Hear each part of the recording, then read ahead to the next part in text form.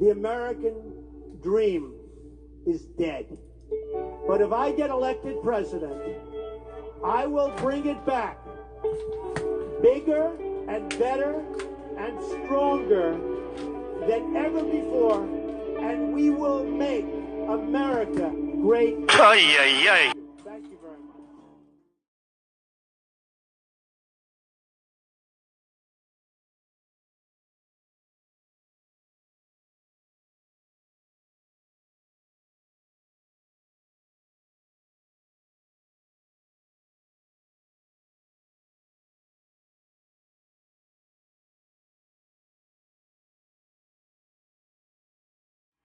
Hello, Karen. How's it going, my friends?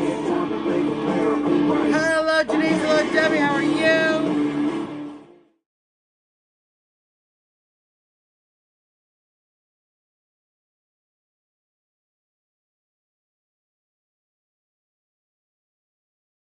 Share, y'all. Click the share button if you can. If they let you. It's coming. I know. It's coming along, Kim. It's coming along. How's it going, my monkey?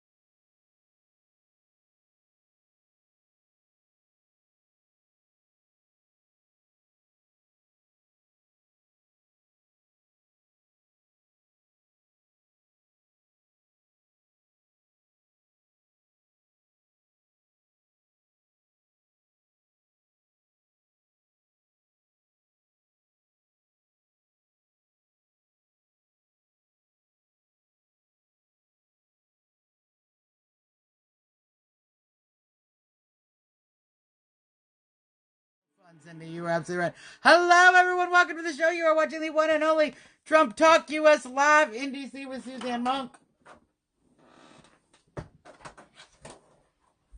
For crying out loud. 20 minutes away from our nation's beautiful capital. 24 minutes away from the president's fantastic White House. We have Chris McDonald representing Trump Talk US, the Monkin in the house. As always, this is brought to you by President Nutcracker and our sponsor, sendmeg.com. I got big news. Literally big news. If you have something super big, say you are shipping, a giant oversized part, say you're shipping a trailer, a prefab home, you need somebody to help you figure out how to ship this oversized object.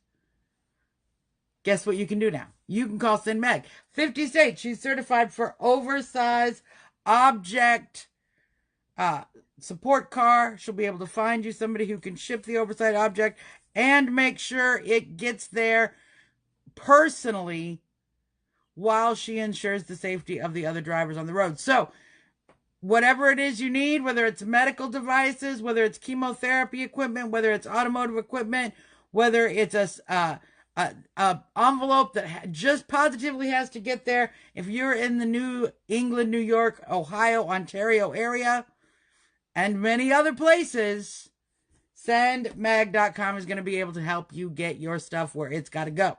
So, we thank her for our sponsorship, and we encourage our viewers to use her service. All right, let's talk about some news, you guys. I want to first start off with what's going on in Venezuela. What's happening in Venezuela right now is indicative of many other battles we have fought in the world against a communist dictatorship, and we are seeing the outcome of that mindset, of that political system. How's it going, Becky? How's it going, Mario? My monkin'. Oh, look, I tried to get the flag, Mario. There we go. The chair was on the flag. Let's see if we can do this now.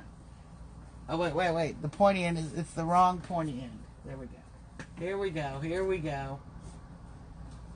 There we go. That's for my Mario.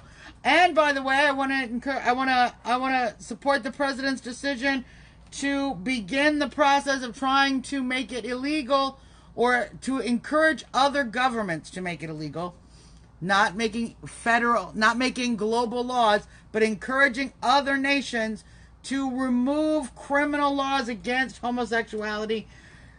The president still taking heat from the left because they say he's just doing this for show.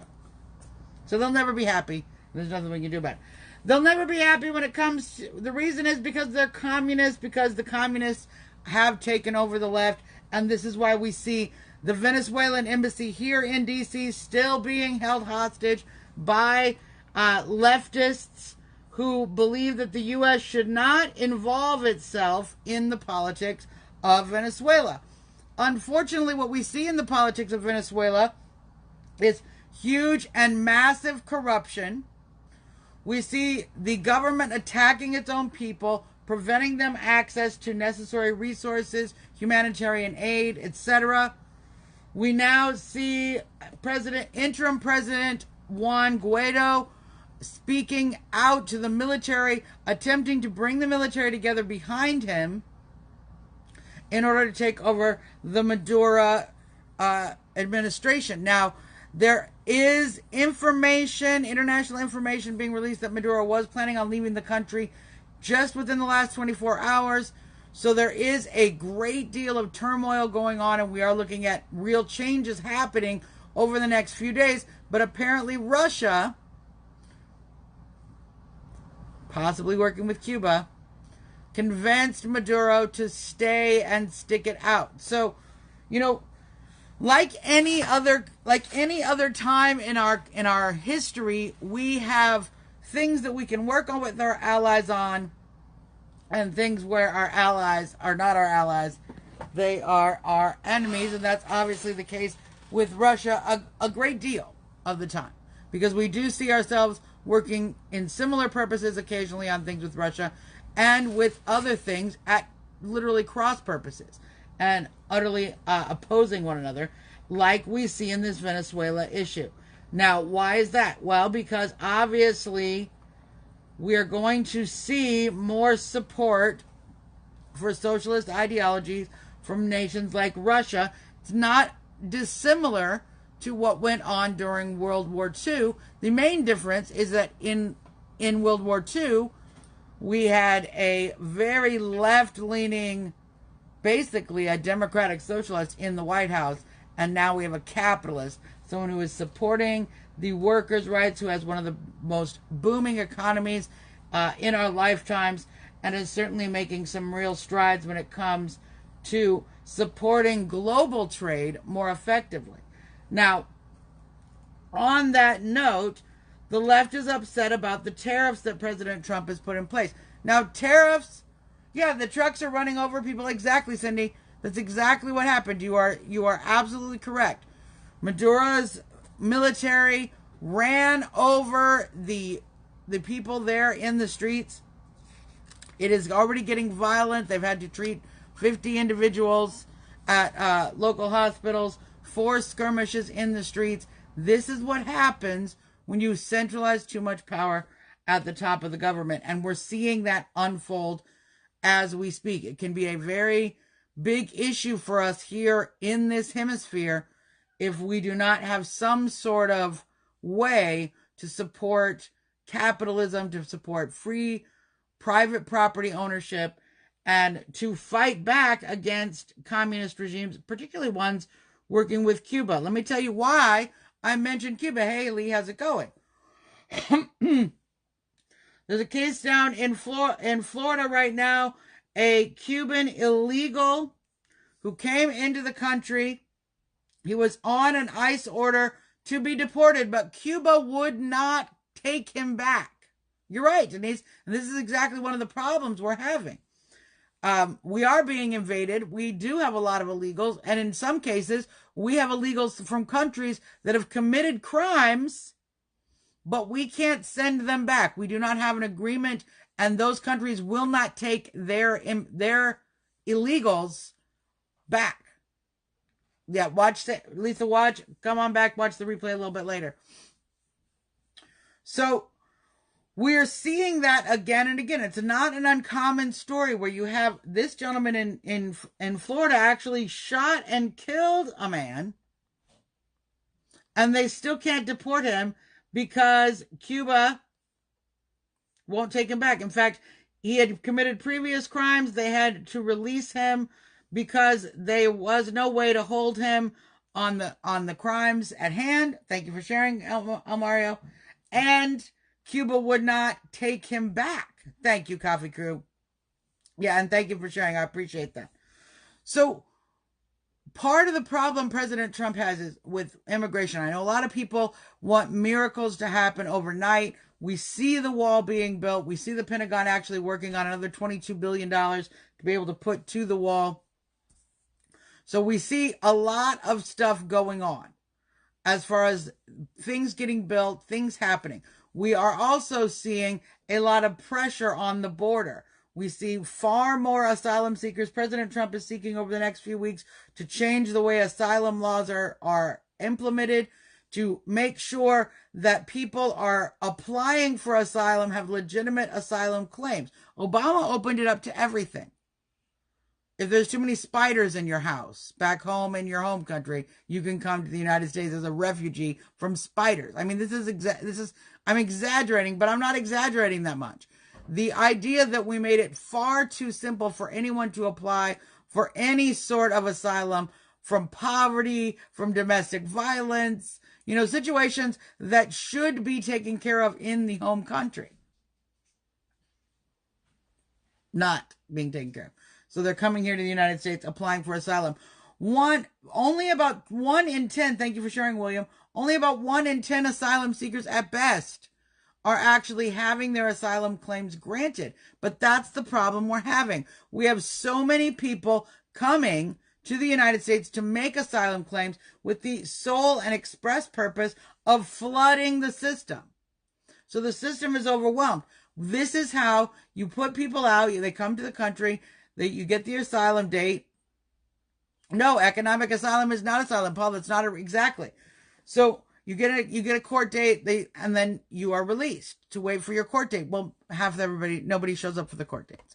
And we see that happen again and again. Vicious manipulation. We now hear reports of the Pope contributing to the funds these migrants are using to come to the United States. Now, Paul is 100% correct in saying economic asylum is not asylum. President Trump is going back to the old traditional rules in regards to granting asylum seekers. So in other words, you have to come here and be granted asylum based on political issues. In other words, if you are Cubans, actually have a better chance at getting asylum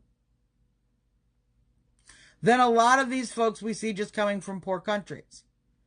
Because you have to prove that you're being attacked by your government. You're being singled out and you are not safe in your government. So that's what asylum is used for. We're starting to apply those rules more effectively. President Trump is going to be adding additional fees that the individuals coming to seek asylum must cover. Now, of course, the left is all upset about that because that means poor people can't come and beg for asylum. I don't think the best idea for poor people is to march their poor butts all the way up the South American continent through Central America. How are you helping poor people?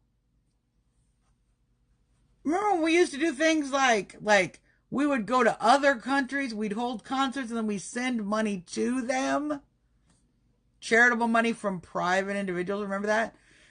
Now we expect, the left expects us to, Lady for Holidays claimed asylum, then committed an act of crime.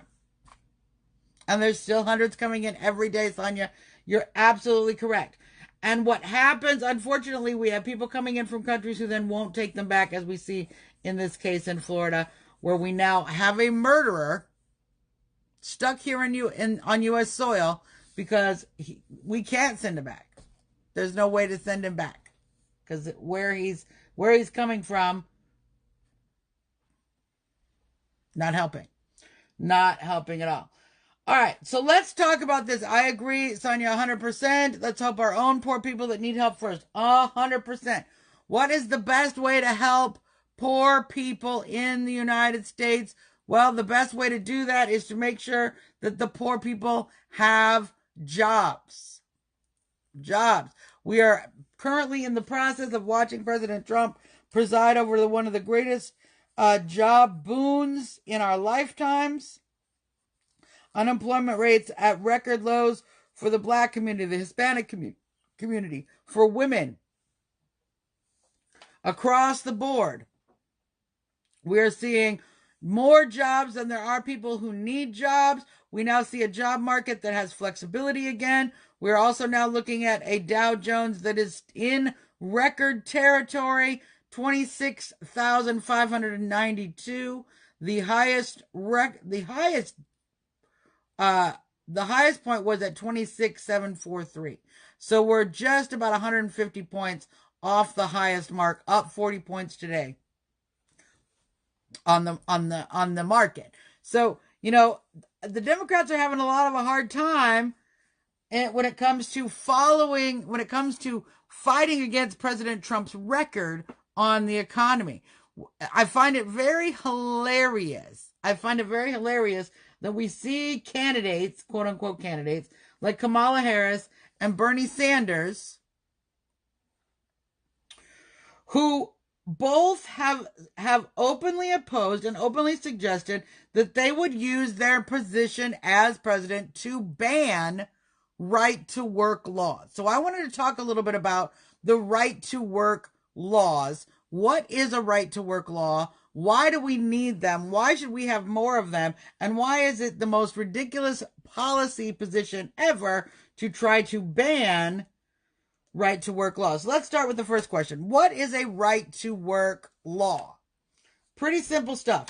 Right to work basically is a law that forbids the unions from requiring members who work in a field, who work in a particular industry, to pay dues by force. They can take them out of your paycheck. In many states, the unions were set up in the paycheck system right through your company, and your union dues were taken out automatically, whether or not you supported that union, whether or not you supported the positions of the union, or whether or not you felt the union represented you in any way. In fact, in certain industries, such as the healthcare industry, people who were taking care of their parents or child, someone who needed a regular caretaker, and individuals who were caring medically for that person in their home were required to join the nurses union, the healthcare union, and to pay dues on the income or the fees that they were basically charging the insurance in order to cover the costs of taking care of that individual. So if you had your grandmother, say she needed full care, and you said, okay, well, I'm going to take off for my job and we're going to take full-time care, and we can through this program, we can get money from her insurance to cover some of the expenses it's going to take me to do that. Obviously not all, but you'd have to then pay a portion of that income you were getting from the insurance company as income in union dues to the healthcare workers union. Despite not working in the healthcare industry, despite not being having any way in which they are negotiating for your benefits or help in any way. They're not going to make you have better pay. They're not going to make you have better work conditions. The unions have no impact on you whatsoever in that position. But of course, they're still going to charge you. Yes, coffee. So that means it goes both ways, and people remain free to or not to join a union. This is what the court will uphold too. Yes, 100%, because what you're basically saying, and that is what the law, the right to work laws are being based on, and where they have stood up in court again and again, is based on individuals' right to association, right to your First Amendment liberties, obviously your ability to support an organization that you choose, and to work or not work, whether you it really does, Paul. I know. Thank you for saying that. He says this tweet has more people than Biden's rally today. And that's exactly what I'm talking about. Biden touting a union endorsement, a big union endorsement, Trump hitting back right on target, reminding people that it is the union bosses again and again who have leaned to the left. And they have done that because they have bought into the system of the left. They pay for the candidates. The candidates give them what they want. What they want is less right to work laws, even though where we see right to work laws, we see employment coming back, we see factories increasing, we see wages coming up because the free market is actually able to take place. People are able to take jobs. And what's great is where there is right to work, unions are actually more effective. What did you just say, Suzzanne? Are you crazy? Are you telling me the union is a better organization in a right-to-work state than in a non-right-to-work state? Yes. Yes, I am telling you that. That's exactly what I'm saying. Because in a state where the union worker is not required to pay dues, that union needs to actually earn the support of its union members. They do that by properly advocating for their workers. I'm all for organized. If you want to organize a labor union, great. I have opposition to public sector unions because who they are organizing against is the American people. When the public sector union member says, I want a raise, they're telling you, the taxpayer, they want a raise.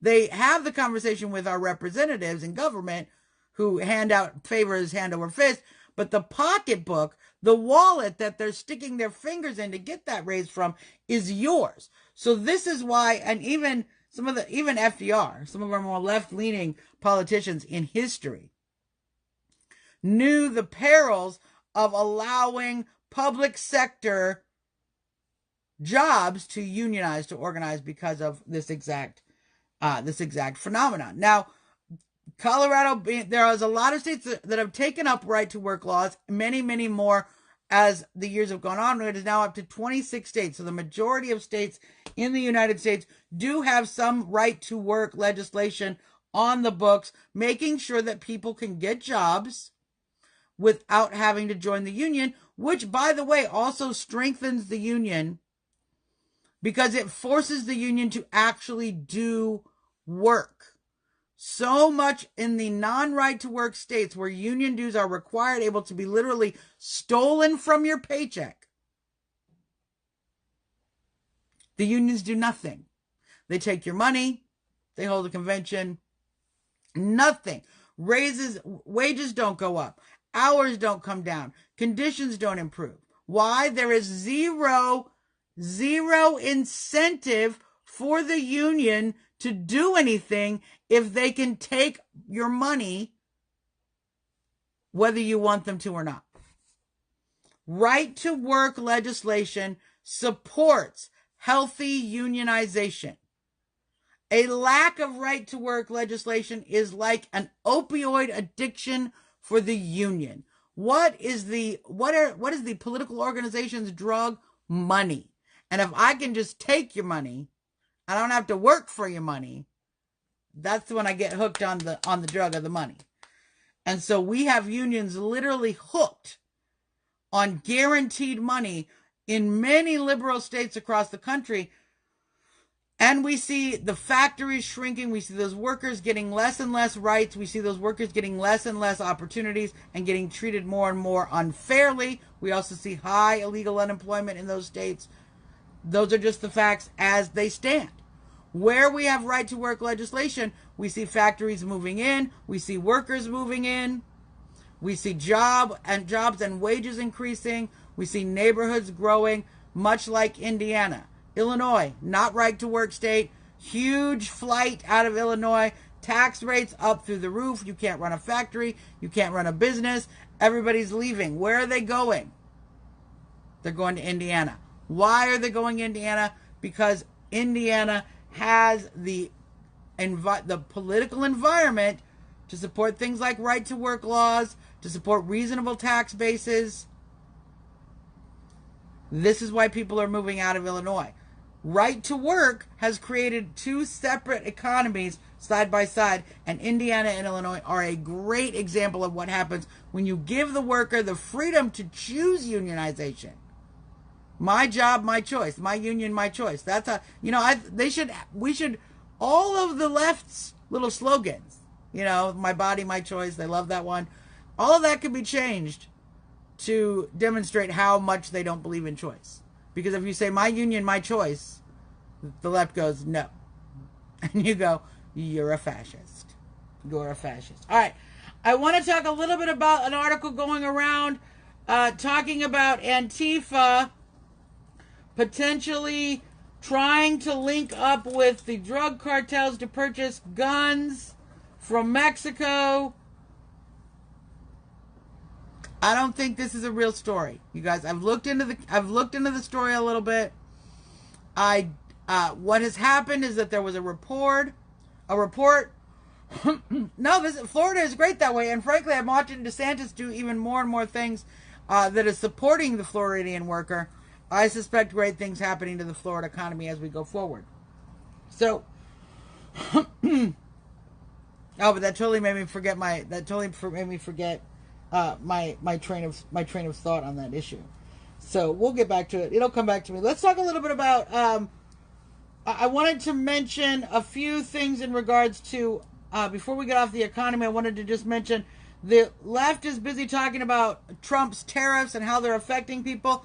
An article recently suggested that the tariffs we're putting on washing machines coming over from Mexico is causing the price of washing machines to increase about $100. Now, Bernice, I'm for union if it's a legal union and if there's a right to work. If that's what I'm for. That's what I'm for. Yes, they were in fact, but this is the thing. The evidence is pointing to some very ridiculous things. Thank you, Paul, for reminding me. Antifa talking about possibly getting weapons, buying them from drug cartels, training people on the border to have an attack on the border. The reality of the situation is it's probably not how it's going to work. That is, if anything, a terrorism story likely to just frighten people because, of course, most of the time you're buying the guns here in the United States. You're not buying the guns in Mexico. And certainly everybody involved in the report has real disconnection with it. So we'll see how it is going forward. I know that James O'Keefe and the Project Veritas group has done some great things in the past. They've also done some soft things in the past with less integrity. So we're going to follow up. We're going to see. Sometimes they're great, as we saw with the Planned Parenthood situation, what we saw with the Democracy Partners. Sometimes not. Yeah. So let's get back to the washing machines. Exactly. So they were very upset because washing machines are now $100 more because of tariffs. And what they said is the tariffs are causing manufacturers in the United States to increase the price of washing machines and increase the price of dryers, because even though there's no tariffs on dryers, the washing machines have tariffs. So that means the dryers being more expensive obviously have to do with tariffs. And they went on this long explanation, which in fact could all entirely be explained by a growing economy. Listen to Suzzanne for a minute, if you could. When the economy gets stronger, okay, prices might change as people can afford things a little more. So the market, when people are buying a lot of dryers, it's dryers, washers, they're durable goods. They're what we call durable goods. It's something I'm going to buy. Hopefully I have it for 5 to 10 years, maybe 20. Good to see you, Pam. It's called a durable good. When the economy is stronger, I have more money. When I have more money, I buy more durable goods. You see, when I'm doing well, when the paycheck looks fat and there's money in the bank, I go, honey, you know what? Instead of sitting there on that old washing machine that we just hate, let's get one of these new ones. Let's get a new washing machine. I saw a commercial for one of these nice ones with the steam thing. You steam your clothes in there. It has the special warning. It's great. Let's get a new one. All right. We can afford it. So more people being able to afford a washing machine and dryer would make you able to go and buy a washer and dryer. And since more people are buying them, the manufacturer goes, hey, we can make a little bit more money on these right now. People want them. I'm not just sitting in a warehouse full of washing machines nobody wants to buy, and I got to beg you basically to buy them at half off. Please buy this washing machine. 75% off. That's what happens when there's too many washing machines and not enough buyers. Yes, I know. Biden says we have to redefine what a successful economy looks like. Isn't that crazy? In reality, you can't redefine what a successful economy looks like. There is no way to define a successful economy or redefine it. A successful economy is going to be successful when people have money. That's going to happen when they have jobs. When there are more jobs than there are people who need jobs, the market operates whether we put legislation on it or not. It's like a tree. The free market is like a tree. And yes, if you put it in a nice, healthy environment, it grows really fast, lots of green leaves, it produces lots of fruit, it's great. But you can put it in a crappy environment if it's a sturdy tree. Many maples are like this. Might be rocky, okay? You can put some rocks on it. You can maybe not water it for months on end. It will still grow. It will grow slower.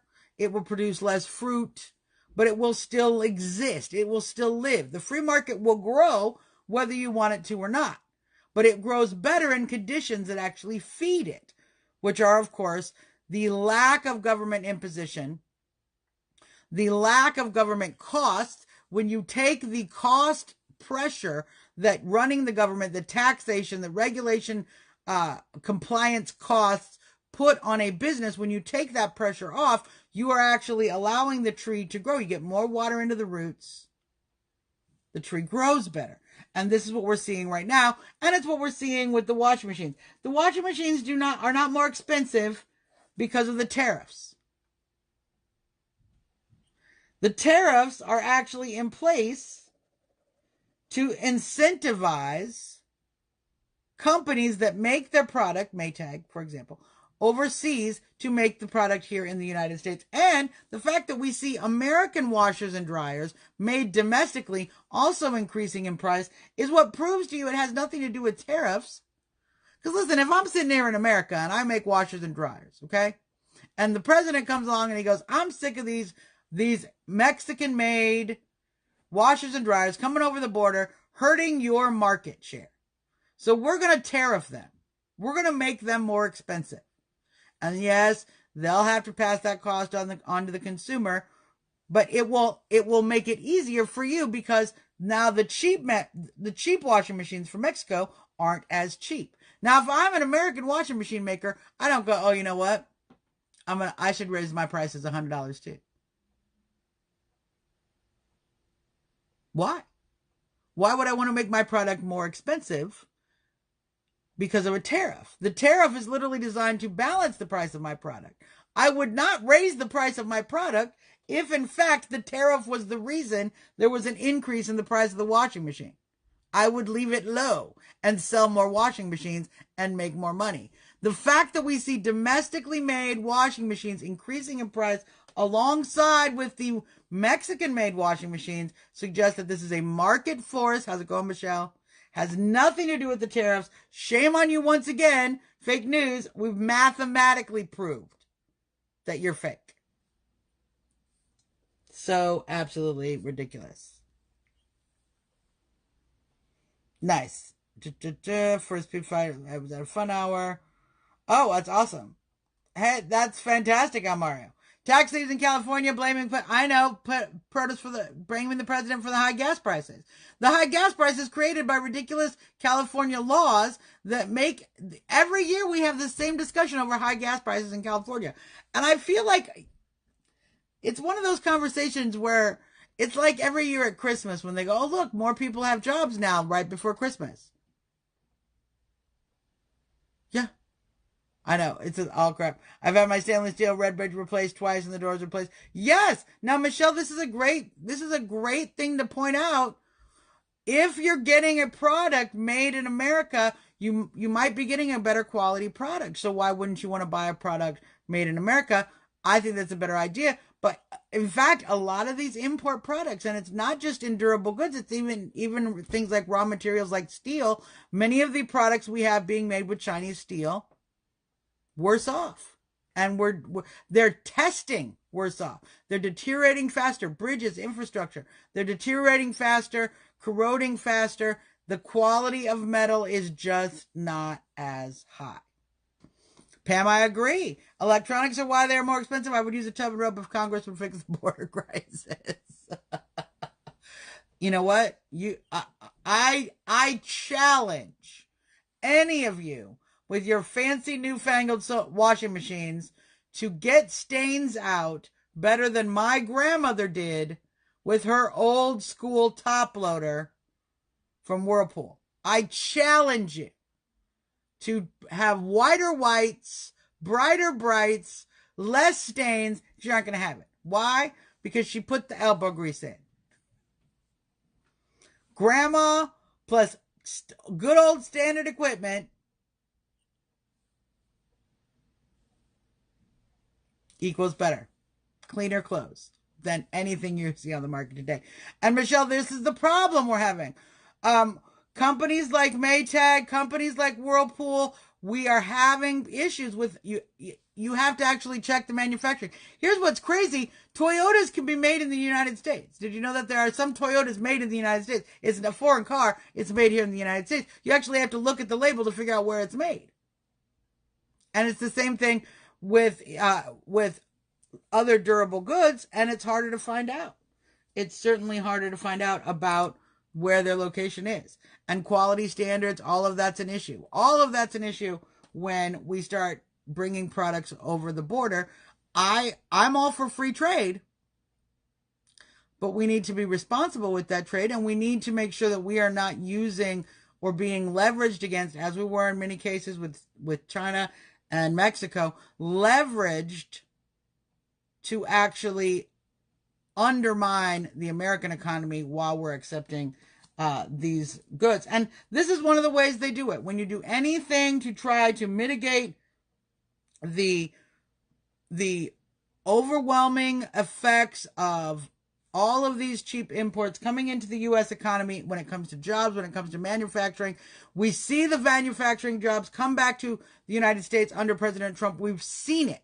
And yet we still have the left complaining that, oh no, look, the washing machines are more expensive. Trump's killing people because they can't get their clothes clean. Well, they can. It's just going to cost them an extra $80. I know. I like the washer with the agitator better than the new one without. I agree, Carol.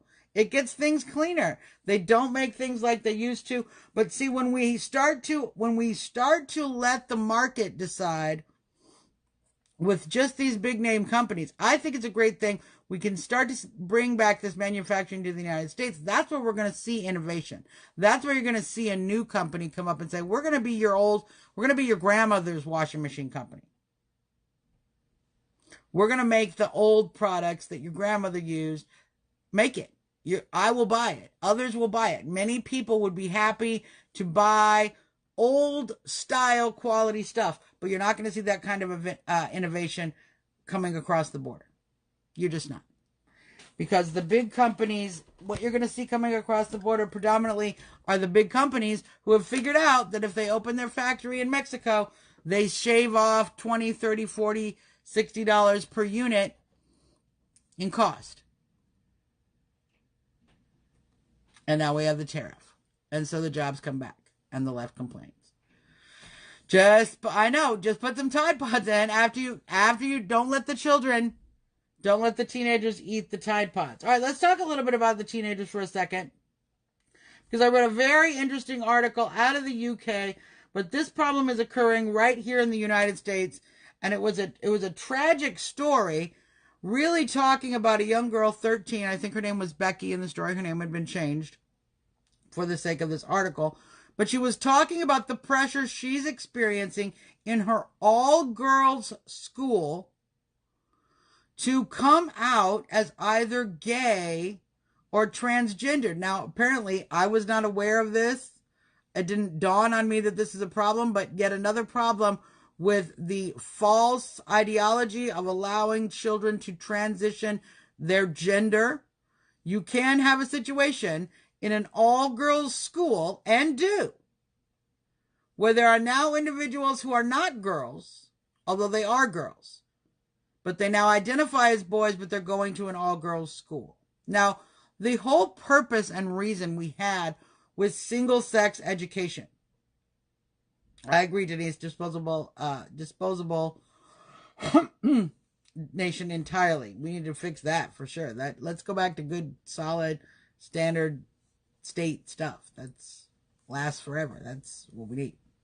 I'd pay plenty more for something that was going to last for a long time.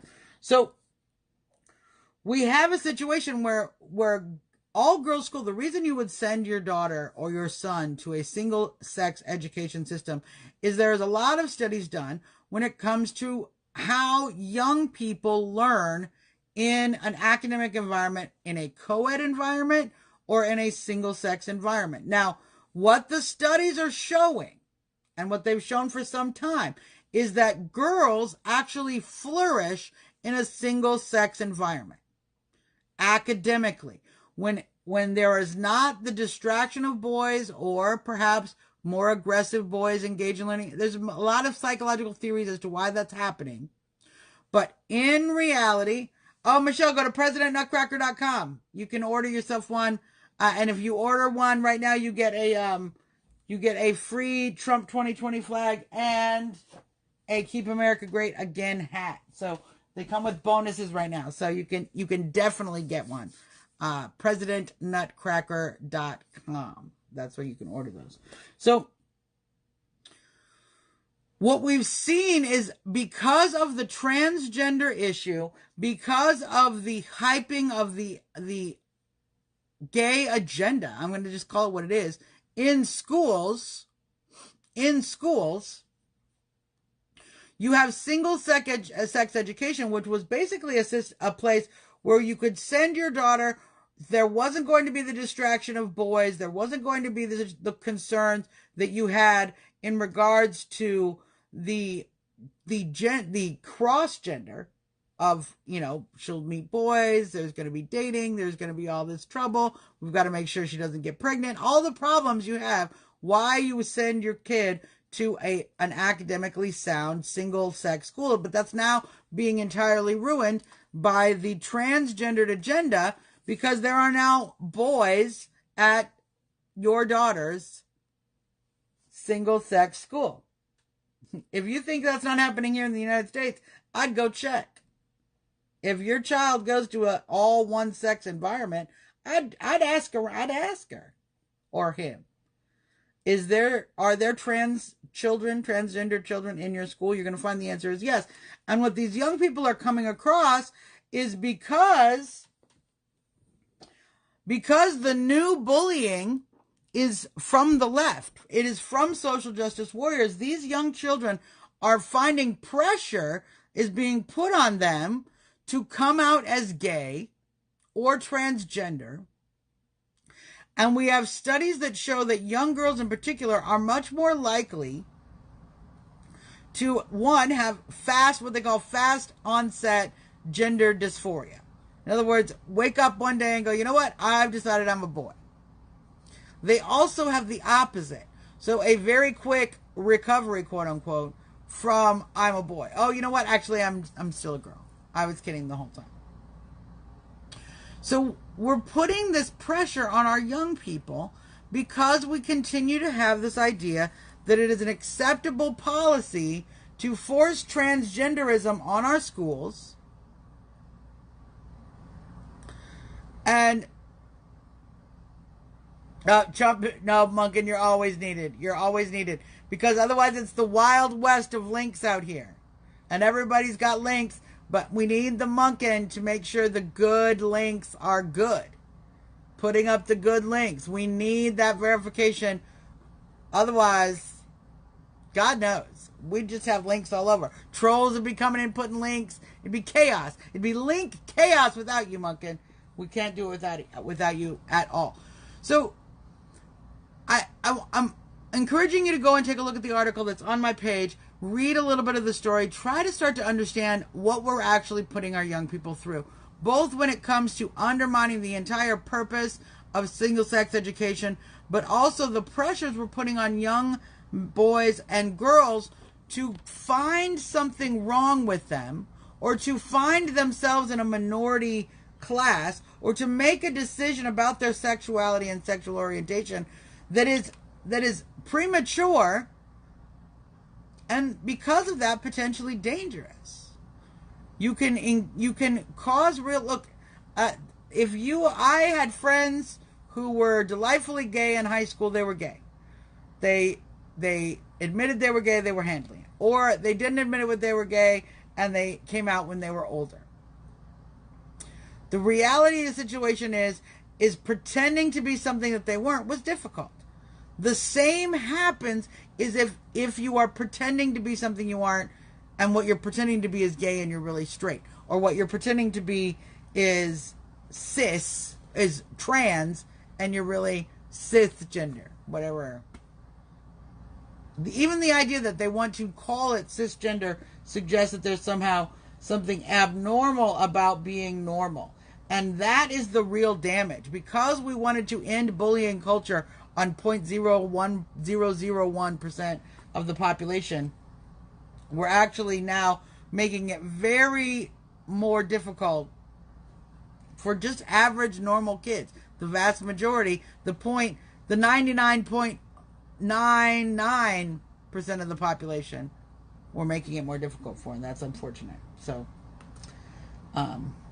I continue to oppose that. Just as I continue to oppose the issue of trans women in sports, I want to send everybody to the group Save Women's Sports.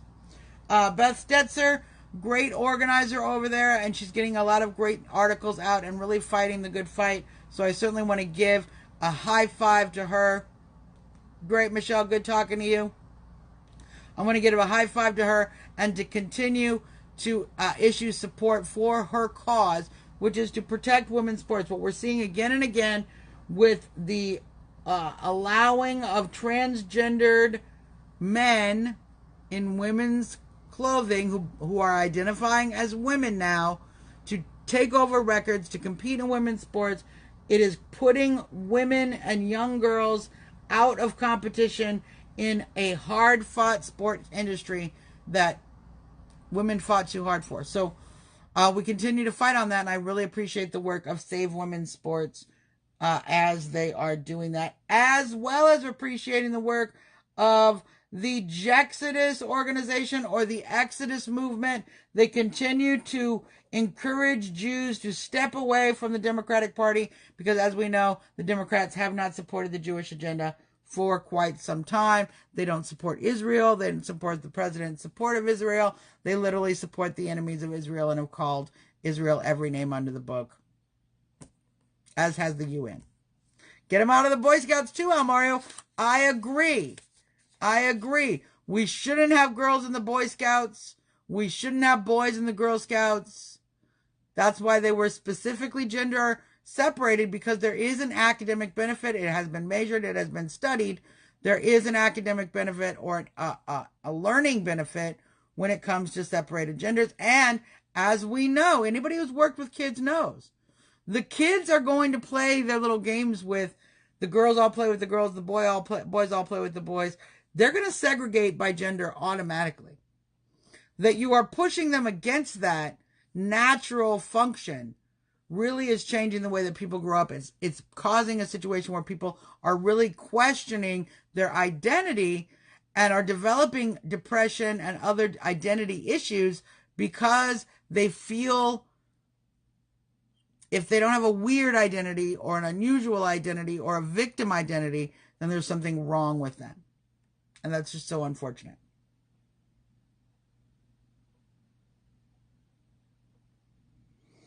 Yes. Well, Pam, I don't know that they're not doing that. I don't know that they're not letting boys who think they're girls into girls' schools. I can't tell you the answer to that question. They are letting girls who think they are boys be boys in girls' schools. I know that for a fact. I haven't yet found any research on the other because I haven't called around to ask. But I would not be surprised if that's not the truth. Because look what's happening. We see it all across. I want to send out care and concern for the individual shot at the North Carolina campus. New details will continue to come out. 2 dead, 4 injured. And there is no real information on the shooter. But as we've seen with the Baltimore shooting, we've seen with the synagogue shooting, there's a rash of shootings going on. Be very careful because this is about the time when the left starts going crazy on gun control. Whenever there's a lot of shootings, that's when they start to go crazy on gun control. And they have been hitting the NRA very hard. Congratulations to Wayne LaPierre for re-winning re-election. Dude, take the NRA in the direction it needs to go. I'm just going to call it out. The NRA has been floundering for quite some time. You guys got to straighten your business out and start fighting for the issues. Fight against red flag laws. Fight in support of the Second Amendment. I know we want to keep crazy people from getting guns, but I'm just going to check the Second Amendment again. Hold on. Let me see if crazy people is in the Second Amendment. A well-regulated militia, being necessary to security of free state, threat of the people to keep and bear arms should not be approached. They didn't add crazy people to it yet. It's still, I hate to say it. We all have this idea that we have to keep guns out of the hands of crazy people. I say the opposite. We have to keep guns in the hands of the people who know how to use it. As we saw in the San Diego case, an individual who was trained to use firearms, an individual with a firearm legally on site was able to get that gun to the individual who was able to use it, an off-duty officer who was able to shoot back, saved lives. Yes, we hear the story of the woman who jumped in front of the rabbi and saved him by taking the bullets. The story you're not hearing is the individual who was able to shoot back and probably saved more lives than anyone by shortening the amount of time of the shooting, by ending the shooting faster, by putting that shooter on the run, by giving them any pushback whatsoever. Yeah. No, Elmira, this is the thing. Back in my day, nobody would admit it, but they all came out they all came out by college. They all came out by college. And I don't think that was actually a bad system. You know, you went through high school, you got out of high school, you went to college, you started to explore more. Now we've pushed that all the way down into grade school, and this is where we're having real problems. So, Fox continues to top of the polls, as we've seen. Even with all the craziness going on, CNN is losing it, and Fox is doing very well. So, continue to encourage Fox to put the programming on that is valuable. And when you get a chance, oh yeah, junior high too. When you get a chance, if you happen to be calling Fox for any reason, let them know, Judge Napolitano, please stop pushing Judge Napolitano on us. The man has lost his mind. Oh, of course, Paul. WAPO throwing shade on Barr with their latest piece. Yes, immediately going to the, well, Mueller didn't support what Barr was saying about there was no collusion. Okay, so I don't know if you guys understand. We Trumpers understand. Robert Mueller worked under William Barr. And as you recall, Robert Mueller spent months and millions looking for some sort of collusion, which, by the way, the Mueller report is an excellent roadmap to talk about the left and their coup. If you actually look at it, it does some pretty good laying out of how the left operated their coup. But he still, at no point could he just come out and say, you know what, I'm finding nothing, you guys. I'm just not finding what you guys are looking for. I'm not finding these relationships with the Russians. Yes, I know. That's right. Lee, this is hilarious. Barr says, was my letter inaccurate? Mueller says no. Barr says, was the media coverage of my letter inaccurate? Mueller says yes. Mueller has no proof, but he also didn't have the balls to actually just say that he didn't have any proof. And this is how we got so far into the weeds with this witch hunt. And they're going to continue to push that forward. We will see if William Barr does actually choose to testify. He has certainly been giving Congress a big load of frustration. Nancy is all upset because William Barr is not cooperating and it's obstructing justice. Somebody needs to inform Nancy. Maybe we could get her one of these little pocket constitutions. Then she could understand that Congress is not part of the Department of Justice.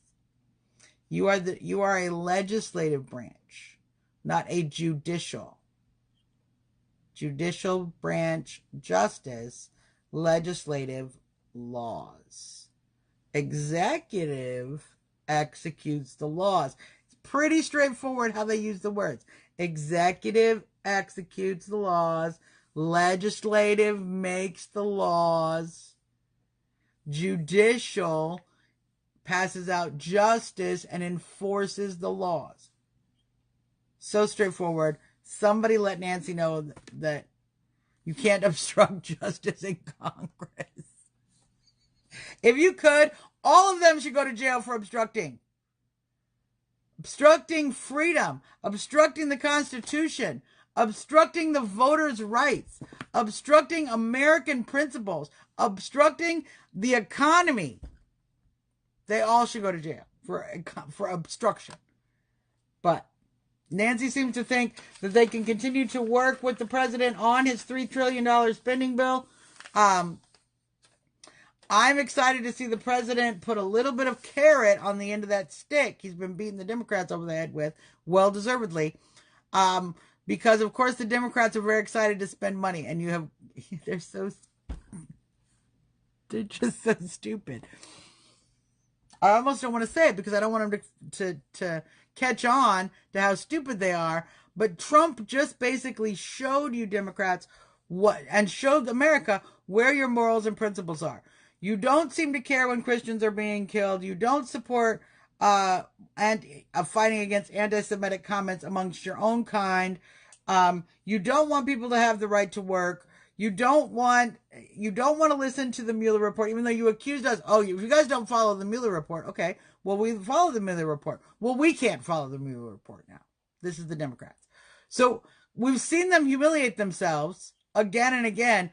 But when the president goes, oh, well, do you want to talk to me about this spending bill? I mean, I know you guys are trying to impeach me and you want my taxes and I'm not giving you my taxes.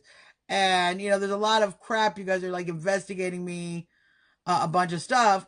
But hey, $2-3 trillion on an infrastructure project. You want to come talk to me?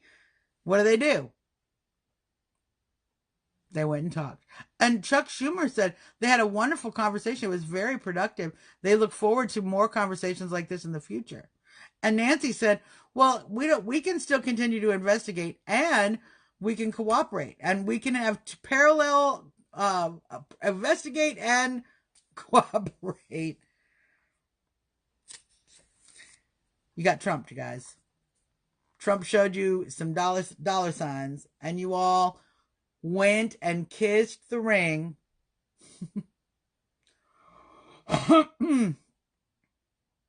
Because there was money involved. Because there was money involved.